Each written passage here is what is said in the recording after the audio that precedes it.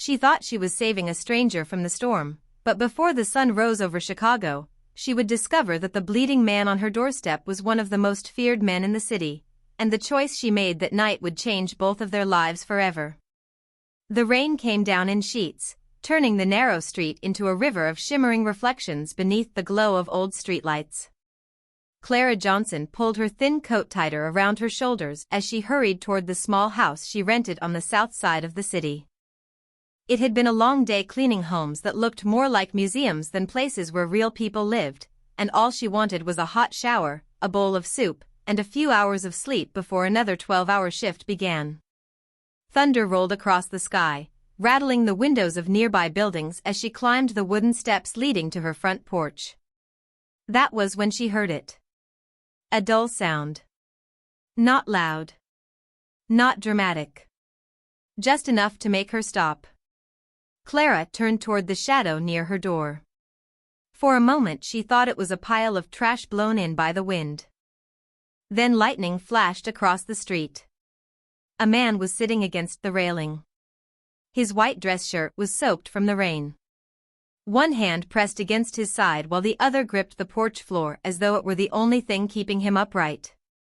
Clara froze. Every warning her mother had ever given her rushed into her head at once. Don't invite trouble into your home. Don't trust strangers after dark. Don't get involved in things that don't belong to you. The man slowly lifted his head. Even beneath the rain and exhaustion, there was something powerful about him. Something controlled. His jaw was tight. His eyes were sharp despite the obvious strain on his face. He looked like someone used to giving orders, not asking for help. For several seconds neither of them spoke. The storm seemed to fill the silence between them. Then his voice finally broke through the sound of the rain. Don't call the police. Clara blinked. Of all the things she expected to hear, that was not one of them. The man looked away briefly, as if gathering what little strength he had left. Just leave me here if you want, he said quietly. But don't call them. Clara studied him. His expensive watch. His tailored clothes. The strange mixture of confidence and exhaustion. Nothing about him made sense. She should have walked inside and locked the door. She should have called for help and stayed out of it. Instead, she found herself stepping closer. Can you stand? She asked. The man looked surprised by the question. Maybe. Clara sighed and opened her front door. Warm light spilled onto the porch, cutting through the darkness. Then don't just sit there, she said. Because you're not dying on my porch tonight. For the first time since she had seen him, something shifted in the stranger's expression. Not a smile. Not gratitude. Something deeper. Something almost forgotten. As another flash of lightning illuminated the street, Clara reached out her hand toward the man she believed was nothing more than a stranger caught in a storm, completely unaware that the city itself trembled at the mention of his name. The stranger nearly collapsed twice before they reached the small living room. Clara guided him toward an old couch that had belonged to her aunt for more than 20 years. Rainwater dripped onto the hardwood floor as he lowered himself carefully onto the cushions. The lamp beside the couch cast a warm golden light across the room, revealing details the darkness outside had hidden. His clothes were expensive. Not flashy. Not the kind worn by celebrities trying to attract attention. Everything about him suggested quiet wealth and confidence. Clara disappeared into the kitchen and returned with a clean towel, a bowl of warm water, and the small first aid kit she kept beneath the sink. The man watched her every movement with cautious eyes. He seemed like someone who trusted very few people. What is your name?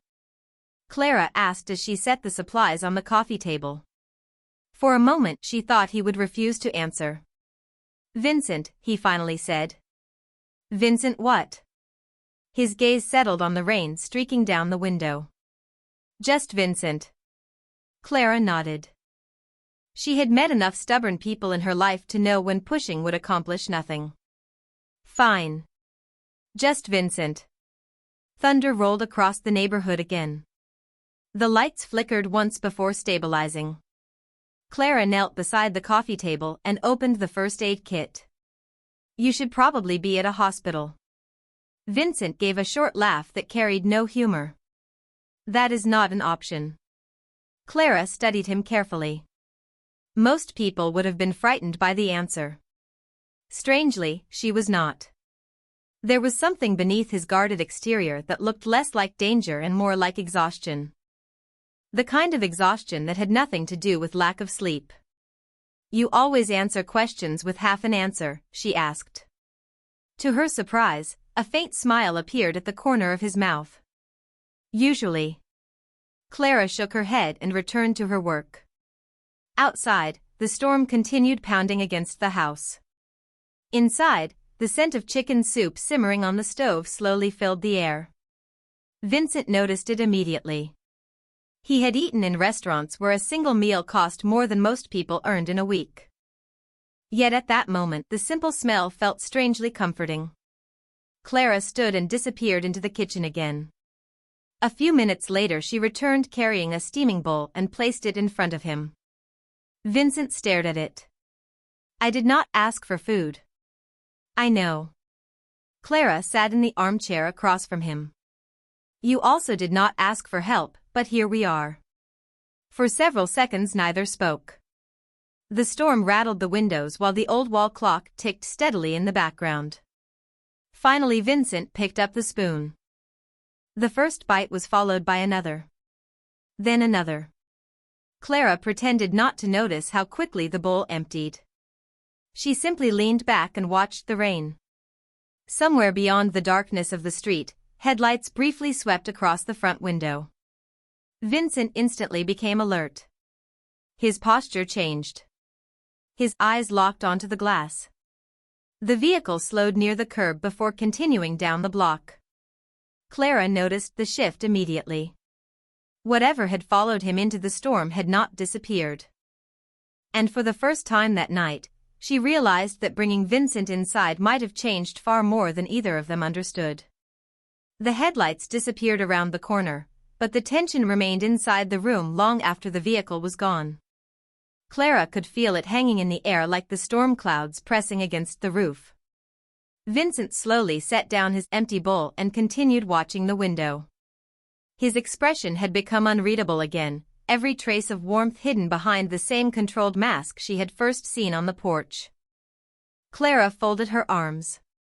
"Those people looking for you?" she asked. Vincent remained silent for several seconds. The old clock ticked loudly between them. Finally he looked away from the glass. "Maybe." Clara sighed. "You know, most people answer questions with actual answers." Another faint smile appeared and disappeared almost instantly. "Most people stop asking questions. Most people probably would have left you outside." The room fell quiet again. Rain tapped steadily against the windows while the storm slowly drifted farther across the city. Vincent studied Clara with growing curiosity. Nothing about her behavior made sense to him. He had spent years surrounded by people who wanted something. Money. Influence. Protection. Favors. Yet this woman had brought a complete stranger into her home, fed him, and asked for nothing in return. His gaze moved across the room. The furniture was old but clean. The bookshelves were crowded with worn novels and family photographs. A knitted blanket covered the arm of the chair where Clara sat. Everything reflected a life built through patience rather than privilege. "You live here alone?" he asked. Clara nodded. "Just me. Family?" Her eyes drifted briefly toward a framed photograph on the shelf. "Not anymore." Vincent followed her gaze. The picture showed a younger Clara standing beside a teenage boy with a bright smile. There was sadness in her expression now, a sadness she carried so naturally that most people probably never noticed it. "Your brother?" he asked quietly. Clara looked surprised. "How did you know?" "You looked at the photo the same way people look at someone they miss." For the first time since meeting him, Clara seemed caught off guard. She stared at the photograph for a moment before speaking. His name was Marcus. Her voice softened. He was younger than me. Always getting into trouble. Always making everybody laugh. Vincent listened without interrupting. One winter evening he got stranded during a snowstorm after his car broke down outside the city. He spent hours waiting for help. Clara lowered her eyes. A lot of people drove past him. The room became very still. Eventually someone stopped, she continued. But by then it was too late. I spent years asking myself why nobody helped sooner. Vincent felt something shift inside him. Not guilt. Not sympathy alone. Something heavier. Clara looked up and met his eyes. That is why I opened the door tonight. Neither spoke after that. The rain continued falling outside while the silence settled between them.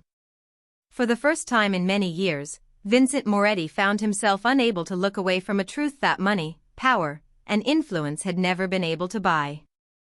A simple act of kindness from a woman who had every reason to be afraid of him had forced him to remember something he had almost forgotten.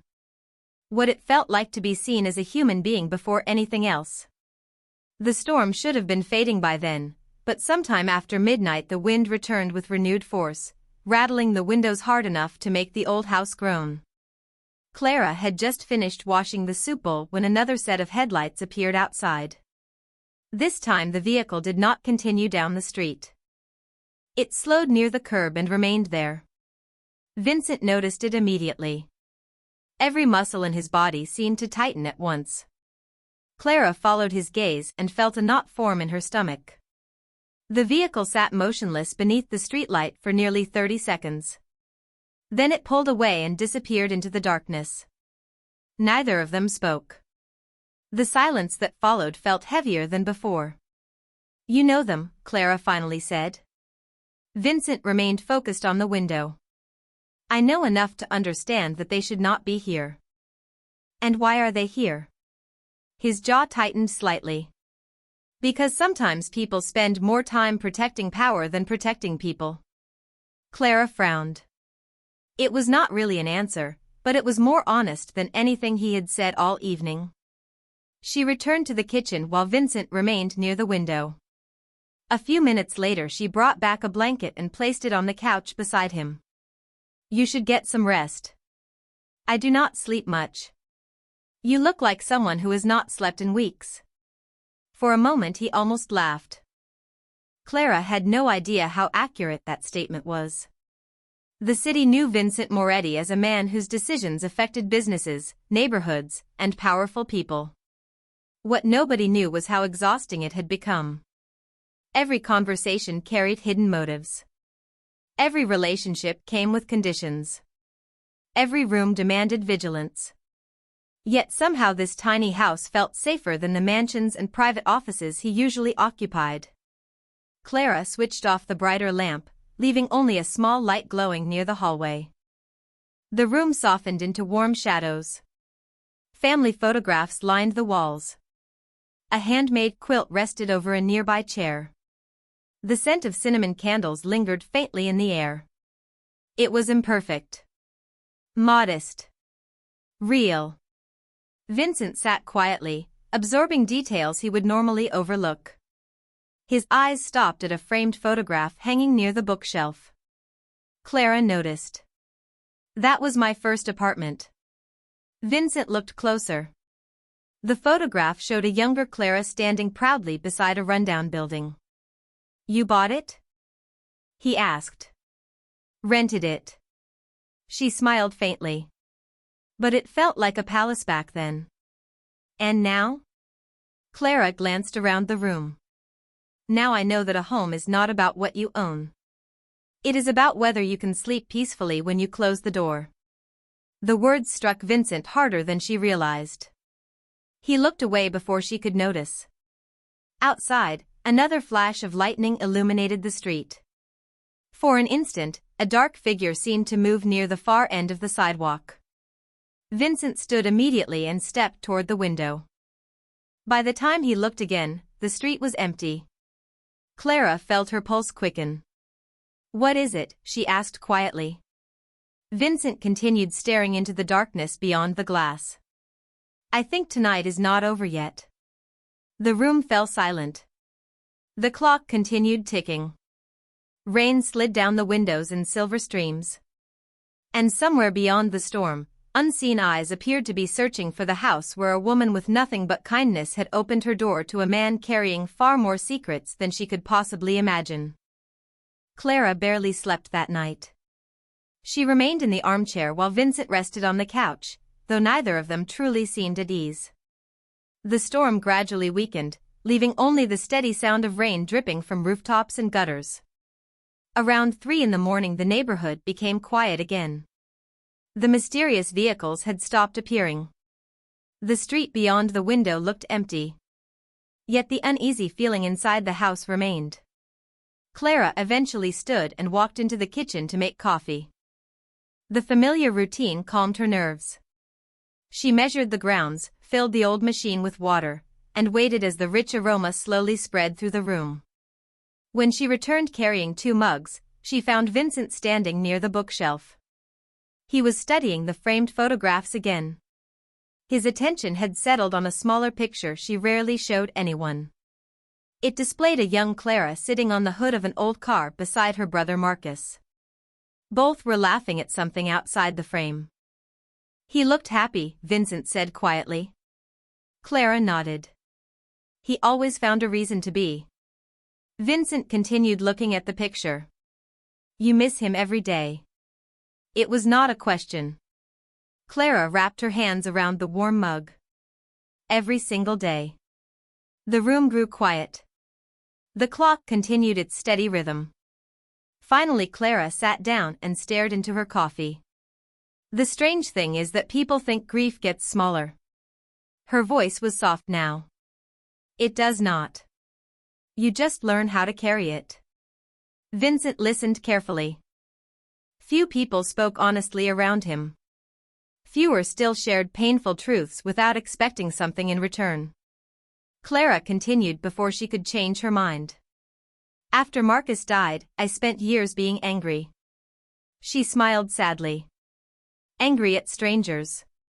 Angry at the weather. Angry at myself." Vincent lowered his eyes. "Why yourself?" Clara looked toward the window where droplets of rain slowly slid down the glass.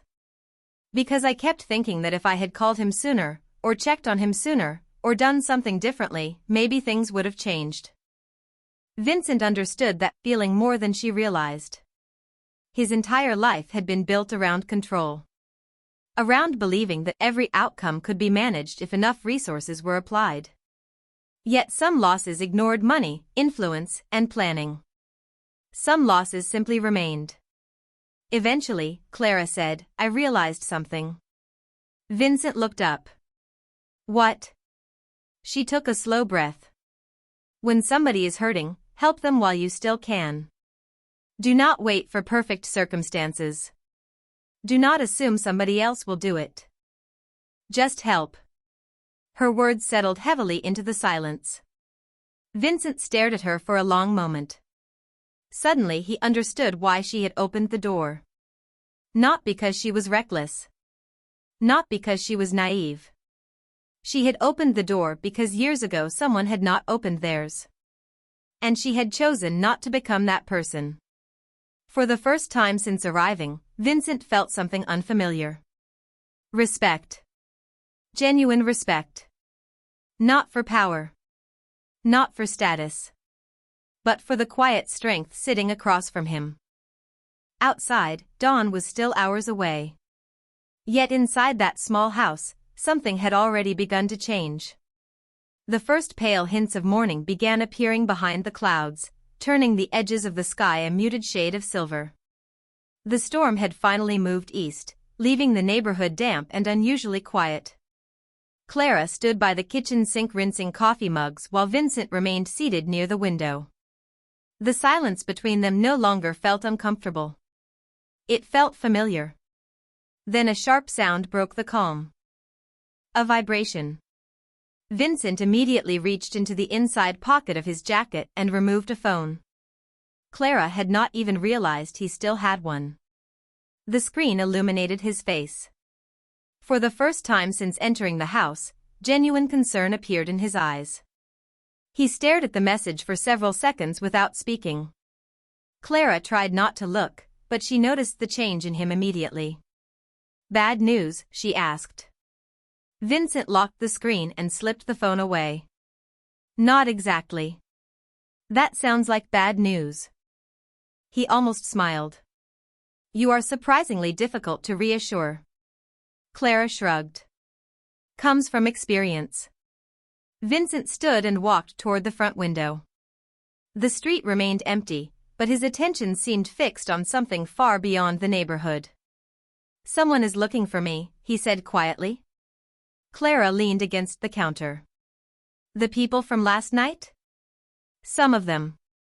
His voice carried a different weight now. Less guarded. More honest. "And the others?" Vincent hesitated. "The others are trying to find me because they are worried." Clara frowned. Nothing about that answer fit the image she had built in her mind. Throughout the night she had imagined debt collectors, dangerous rivals, or law enforcement. She had not considered the possibility that people might actually care where he was. Vincent seemed to read her thoughts. "Everybody assumes power means you stand alone," he said. "Sometimes that is true. Sometimes it is not." Clara nodded slowly. Before she could respond, another vibration echoed from the phone. This time Vincent checked it immediately. His expression softened. Relief replaced tension. Clara noticed. "Good news?" she asked. "Better." He slipped the phone away again. The room grew quiet. Sunlight finally began filtering through the clouds, casting a soft golden glow across the living room.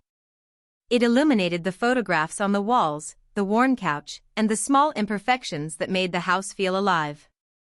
Vincent looked around carefully. He seemed to be memorizing everything. Clara noticed that too. "What?" she asked. Vincent shook his head. "Nothing." But it was not nothing. For years he had lived in places filled with marble floors, private elevators, security systems, and luxury beyond imagination. Yet none of those places felt as genuine as this modest home. None of them carried the warmth of fresh coffee, family photographs, and conversations that asked for nothing in return. Clara glanced at the clock. "I should be getting ready for work soon." Vincent looked at her with surprise. "After everything that happened tonight?" Clara laughed softly. "Bills do not care about dramatic nights." The answer caught him off guard. Then he found himself laughing quietly as well. It was a rare sound. One that had almost disappeared from his life. And in that simple moment, neither of them realized that the truth about Vincent Moretti was only hours away from arriving at Clara Johnson's front door. Clara had just finished getting ready for work when a low rumble echoed through the neighborhood. At first she assumed it was another delivery truck passing through the street. Then the sound grew louder. She walked toward the front window and froze. 3 black luxury vehicles were slowly turning onto her block. Their polished exteriors reflected the morning sunlight as they approached her house with deliberate precision. Clara felt her stomach tighten. The vehicles stopped directly in front of her home. Doors opened almost simultaneously. Several professionally dressed men stepped out and scanned the area before moving aside. Then one final door opened. A tall man in an expensive charcoal suit emerged and walked toward the porch. Vincent stood beside the window and quietly closed his eyes for a brief moment. Clara looked at him. "You know them?" It was not a question. Vincent nodded. Before either of them could say another word, there was a knock at the door. Not loud. Not aggressive. Respectful. Controlled. Clara hesitated before opening it. The man outside immediately lowered his head slightly when he saw Vincent standing behind her. "Sir." Clara blinked. The single word carried more respect than she had ever heard directed toward another human being. The suited man stepped inside and looked visibly relieved. "We have been searching all night." Vincent remained calm. "I noticed." The man allowed himself a brief smile. Marco Bellini was preparing to search every neighborhood in Chicago personally. Clara watched the exchange in silence. Something about the way they spoke felt different. This was not a boss and employee. This was loyalty. The kind that could not be purchased. More men entered carrying garment bags, briefcases, and phones that had apparently been waiting for Vincent. The small living room suddenly felt very crowded. Yet every person who entered treated Clara's home with remarkable care. No one touched anything unnecessarily. No one raised their voice. No one acted entitled. They behaved as though they had entered sacred ground. Clara looked from one face to another. What exactly is happening? The room became silent. Marco Bellini finally appeared in the doorway. He was older than the others, with silver at his temples and the calm confidence of someone accustomed to responsibility. The moment he saw Vincent, relief washed across his face. Then his attention shifted toward Clara. "You must be Miss Johnson." Clara nodded cautiously. Marco smiled warmly. "I have wanted to thank you since 5 o'clock this morning." Clara frowned. "For what?" Marco looked genuinely surprised. Then he glanced at Vincent. Vincent stared back without saying a word. Marco understood immediately. She still did not know. The realization spread across the room. Several of the men exchanged quick looks. Clara felt her pulse quicken. "Know what?" she asked. Nobody answered. Vincent slowly stepped forward. The morning sunlight illuminated his face. Gone was the exhausted stranger who had appeared during the storm. Standing before her now was someone entirely different. Someone accustomed to command. Someone whose presence alone seemed to influence every person in the room. Clara suddenly remembered seeing his face somewhere before. A newspaper article. A television interview. A business magazine displayed in the grocery store checkout line. The memory struck her like lightning. Her eyes widened. She looked at Vincent. Then at the men surrounding him. Then back at Vincent again. And in that moment, Clara Johnson finally understood that the stranger she had welcomed into her modest home was not merely a man named Vincent. He was Vincent Moretti, one of the most powerful and feared figures in the entire city. The room went completely silent. For several long seconds Clara could not find her voice. The name echoed through her mind again and again. Vincent Moretti. She had seen articles about him.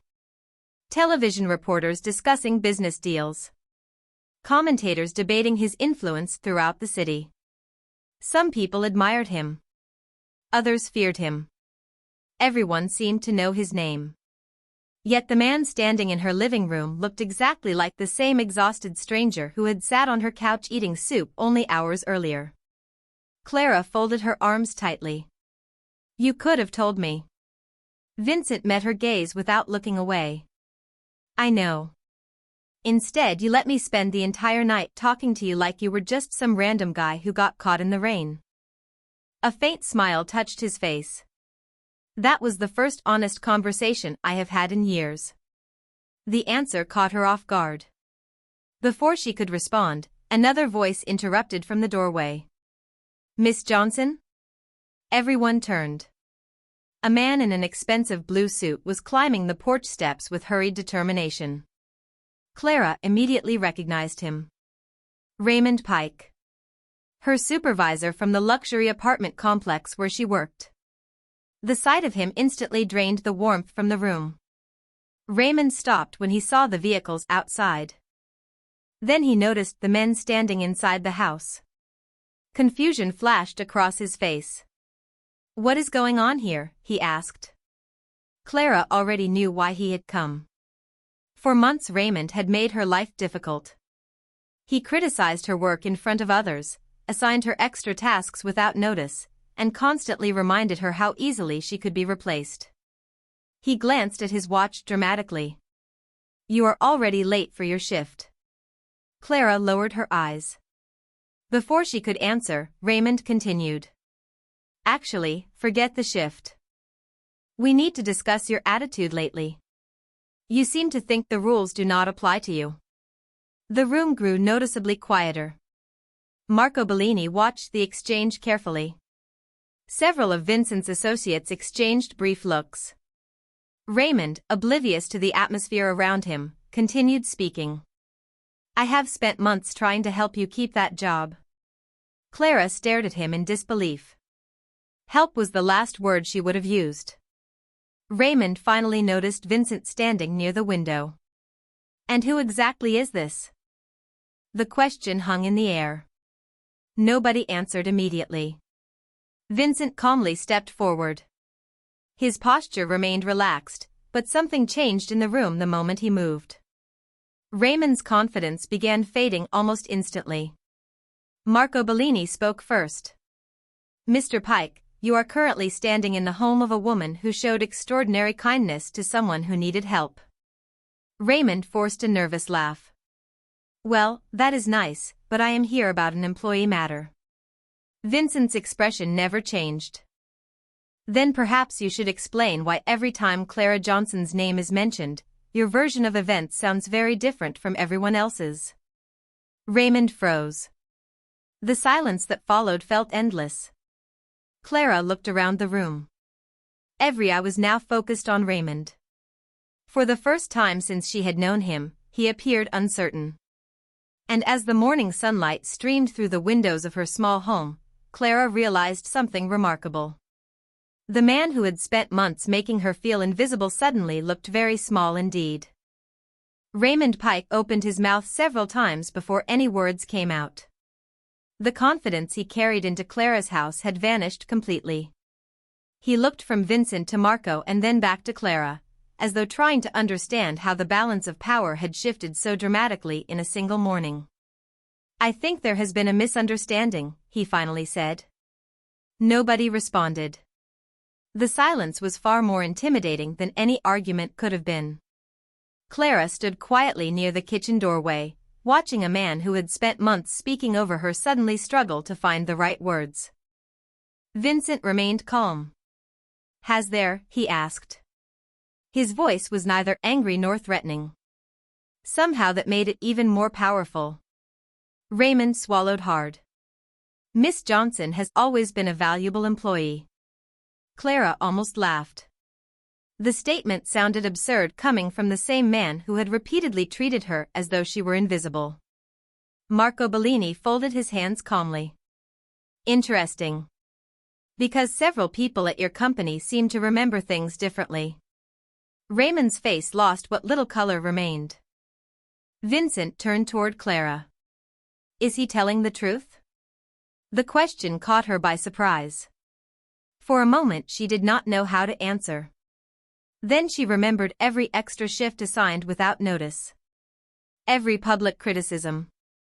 Every time she had been made to feel small simply because she lacked power. Clara looked directly at Raymond. No, the single word landed with remarkable force. The room became completely silent again. Raymond lowered his eyes. For the first time, he had no position to hide behind and no audience willing to accept his version of events. Vincent nodded once. Thank you for being honest. Then he turned back toward Raymond. You should leave. Raymond blinked. That is all? Vincent's expression never changed. A person reveals their character through the way they treat people who cannot benefit them. Clara Johnson helped a stranger with no expectation of reward. You had every opportunity to show basic respect and chose otherwise. Raymond stood speechless. Moments later he quietly left the house. Nobody stopped him. Nobody needed to. The lesson had already been delivered. After the front door closed, an unexpected calm settled over the room. Clara released a breath she felt she had been holding for months. Vincent glanced toward the family photograph of Marcus on the bookshelf. "Your brother would be proud of you." Clara felt emotion catch in her throat. "You never even met him." "No," Vincent said softly. "But I met the person he helped shape." The room grew quiet once more. A few minutes later Vincent prepared to leave. His associates waited outside while sunlight filled the neighborhood. Before stepping through the doorway, he paused. "You changed something for me last night." Clara looked surprised. Vincent smiled faintly. "You reminded me that dignity does not come from power. It comes from character." He handed her a simple envelope. Inside was not money, but a letter confirming that her mortgage balance had been paid in full through a charitable foundation established years earlier in his family's name. Clara stared at the document in disbelief. "Why?" she whispered. Vincent looked around the modest home that had sheltered him when he needed it most. "Because good people spend too much of their lives carrying burdens they did not create." Neither spoke for several seconds. Then Vincent stepped onto the porch and walked toward the waiting vehicles. Clara stood in the doorway watching them disappear down the street until they became distant reflections beneath the morning sun. The neighborhood looked exactly the same as it had the day before. The houses had not changed. The sidewalks had not changed. Yet something important had. A woman who believed she was invisible had finally been seen. And a man feared by an entire city had been reminded what kindness looks like when it asks for nothing in return. And that day, the world remembered what dignity looks like.